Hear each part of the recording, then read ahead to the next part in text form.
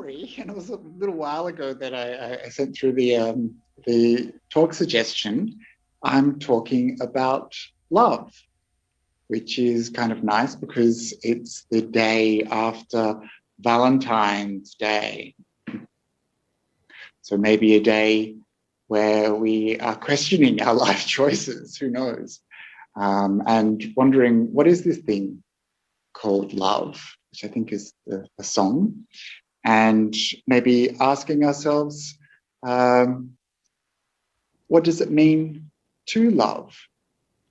And so in the spiritual traditions throughout the ages, not just in Buddhism, but in many different religions, love is taught. Love is encouraged. Love is something that we should develop in ourselves. And love is an ethical responsibility for us as humans. So love is at the bedrock of our society, our relationships, our friendships, and love is also at the very center of what it means to be you, what it means to be me, this experience of existing, of being. How do we respond to that? Do we respond with self-criticism, self-doubt, self-hate? Do we respond with kindness to ourselves, with love and compassion for this body, for this mind, for this being who is sitting here right now? And so in the Buddhist tradition, which is what I obviously am wrapped up in, the idea of love is called metta. Metta.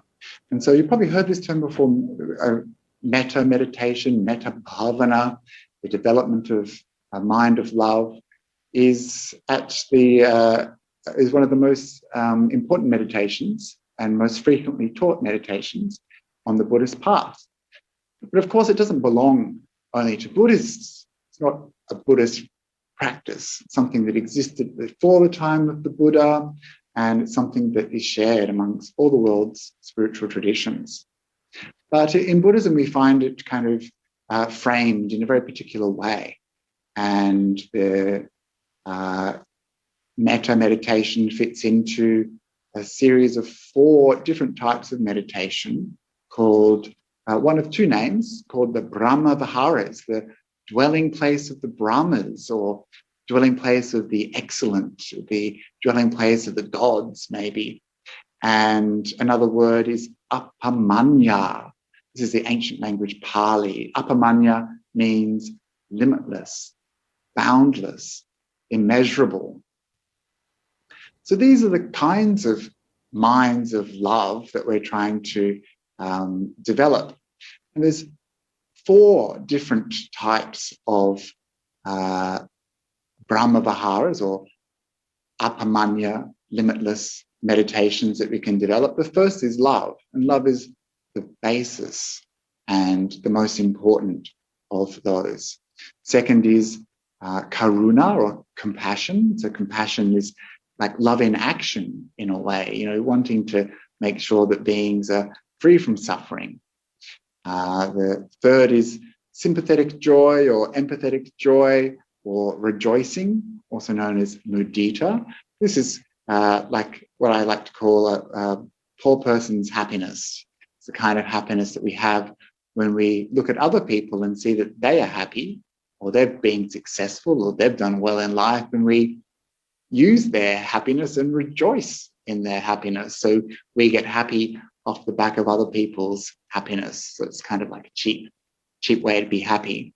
And the fourth is equanimity, this kind of very balanced mind that is neither pulled towards one thing or another, that just watches and looks on and is very peaceful and serene and stable and steady.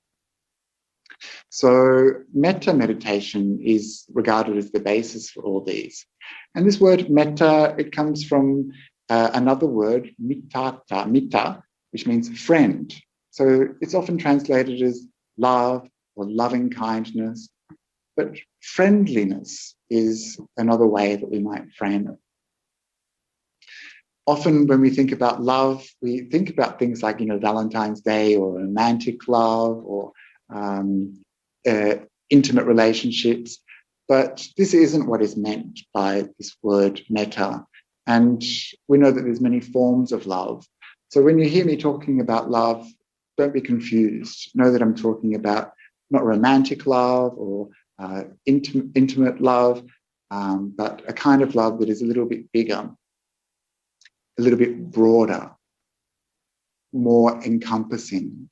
And this is important because although society teaches us that romantic love is the highest goal that we can kind of get in life, so much of our culture, especially heteronormative culture, is targeted towards finding the right person, being completed by someone else, finding a partner in life, having a successful relationship. These are things that are taught and encouraged and sometimes even forced upon us in life. So many people ask, when are you going to get a boyfriend? Or why haven't you settled down yet? And we might feel like we're a personal failure if we haven't lived up to this aspect of society's expectations of us. But this form of love, although it's very important, and I'm not denigrating it at all, especially not directly after Valentine's Day, this form of love is limited. It's limited because of the number of people that we're allowed to love and the scope which our love has place in the world. So when we practice limitless meditation and immeasurable meditation on love, we're not limiting it to one person. We're not limiting it to our family or friends or our social group. We're not limiting it to anyone. We're not limiting it to the people in our house, the people on our street, the people in our nation. We're radiating this loving kindness, this love, to all beings, everywhere, without distinction. So this is quite a different form of love. This mind of love is not limited, it's limitless. And when we practice metta bhavana, the development of metta, what we're doing is we're bringing this beautiful, positive, emotional state into our mind and focusing on it, encouraging it, giving it space, allowing it to grow, allowing it to develop so that it can become larger, richer, more powerful, more encompassing, more expansive, and it becomes quite radiant. And in the ancient Buddhist texts, they use words like exalted, this exalted form of love that can touch all living beings everywhere. So you can see the distinction there between these different types of love. And of course, this kind of love is always there in our hearts. Perhaps this kind of love is our natural state. But for some reason, it's often obscured, covered up. The things that cover up this mind of love are things like irritation, resentment, ill will, anger, hatred, and cruelty. These mind states are the opposite of a mind of love. And so when we practice loving kindness meditation, when we practice love, we're trying to come out of these unhelpful, unwholesome states. Let them go.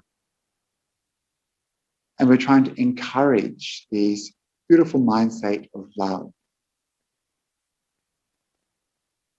Problem for us is that we don't have much control over our mind. And we feel like these states are beyond our control, that these negative, unwholesome states of mind can not be dealt with. They're just there, just present. But I want you to know that this is not the case, that we're able to experience these states and we're able to let them go. And as we develop the mind state of metta more throughout our practice over the years, we'll see that actually that mind state of friendliness, of kindness, can actually become almost like a default mind state. When we deliberately encourage that mind over and over and over again through our practice, we start to grow like a loving kindness metta muscle, and we work it out more and more. So we keep on nourishing it in our meditation, in the safety of our meditation, not in, it's not something you will be able to automatically do in your busy workplace, dealing with dramas and colleagues and things like that. Not something you'll always have in the presence of your family or complicated relationships. But over time, we're exercising this muscle of metta, growing it, developing it, so that it becomes stronger and stronger. And so when feelings of anger or hatred or ill will arise in our mind, we can see, these are kind of yucky, uncomfortable, unhelpful mind states. But the mind of love is beautiful. It's gorgeous. It's sweet. And so when we practice metta meditation, we're not intellectually practicing it. Love, after all, is an emotion. We want to feel experience of emotion. It's not dry, cold, or boring. It's not something that is to be arrived at through thinking. It's something that is felt, something that is embodied. And we want to encourage that feeling, get familiar with the sensation of love in the body, the experience of love in our mind. And once we feel that, once we see it, once we know it, we can really start to work with it and to grow it and to develop it so that it becomes very familiar, very strong, very stable. And then when we've got some experience with practicing metta and meditation, you see that it actually starts to appear in your life. That when you've been practicing metta and including even difficult people in your life in your meditation practice, just thinking about them with a mind of love, then sometimes when you run into them at work or on the street, your mind is inclined towards seeing them with a mind of love. And you might even be happy to see them. You'll be surprised at the power of metta, meditation, and its ability to positively impact your mind and your relationships with people around you. And actually your relationship with the world as a whole, and especially your relationship with yourself. So there's many different ways to practice loving kindness meditation. I think my co-resident here at the monastery at the end of the world, Bhante Akāliko, recently gave a metta meditation to this group, and he probably used the technique where you firstly develop love for yourself, and then for someone who is easy to love, another person who's easy to love, like a family member or a good friend. Maybe he mentioned a neutral person, someone you don't really have feelings towards, and then perhaps even an enemy. This is one way that we can practice metta meditation using these 4 different people: yourself, loved one, a neutral person, and an enemy. This is one method of metta meditation. And I mentioned this just briefly because what it shows is a development of the mind. It shows an ethical development, if you will. We start with ourself, Some people it's very easy to love themselves, and some people it's very hard. But most of the time, when we experience love for ourselves, it's a limited form of love. We have self-interest at play. A lot of our relationships, actually, when we really examine them, are all about us, and even our partners we see in relation to us. So this is like a small child, a small child only thinks about themselves. They've got a very small kind of ethical framework to work with. It's all about them. When we have a loved one, we're starting to expand our love from ourselves to another. This is very important because it means that we're concerned about other people's welfare. We're concerned about other people's happiness. And in our romantic relationships, as well as things like family and friendships, this concern for others is very important. If we don't have this, then there's always problems in our relationships. So being concerned for others, being able to love others is really important. And it means that it's not a me, but an us. That's an important shift for us to make. And when we care about a neutral person, that is also another shift. We're expanding our version of self-interest, that love. We're expanding it so that we're concerned about even people who mean nothing to us, who don't have an impact on our life. This means we care about others. And when you think about a society like ours, it's very important that we don't just care about people who are like us or who are around us or who are in our social class or group, but that we care for other people more generally. And then the fourth one, those people who we don't like, our enemies or people who are difficult, this is something that we can overcome. We'll never overcome hatred by hate. We'll only ever overcome our hatred and anger through minds of love. And we know how much we personally suffer when there's people who are difficult for us in our lives. We get tense, we get angry, we get irritable. We don't want to see them, we push them away. And actually, we can transform that mind of hatred into love. And we transform that ugly, disturbed, slightly corrupted mind into something that is beautiful and noble and profound. And so this is one way that we can practice loving kindness. Another way we can practice is to distribute love, radiate love to different types of beings. And another way is to radiate love in terms of directions. And so you can imagine like a clock, you've got 12 and then 3 o'clock, and then that's 1 quarter, and 3 till 6 is another quarter. So this is mentioned in the Buddhist suttas. We pervade 1 quarter of the world with love. Then we pervade the 2nd quarter, 3rd quarter, and 4th quarter, up and below this. So I've been talking for a little while, but just to finish off, you'll see in the guided meditation that I'm asking you tonight to let go. And I'm asking you to let go of experiences in the body, and I'll be asking you to also let go of some of the things that we hold on to, anger, irritation, resentment, which cloud those already existing beautiful mind states of love and kindness that are there right now in our hearts, but hidden.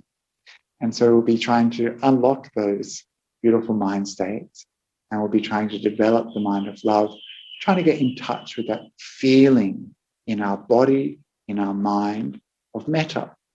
And please don't worry if you don't get that feeling.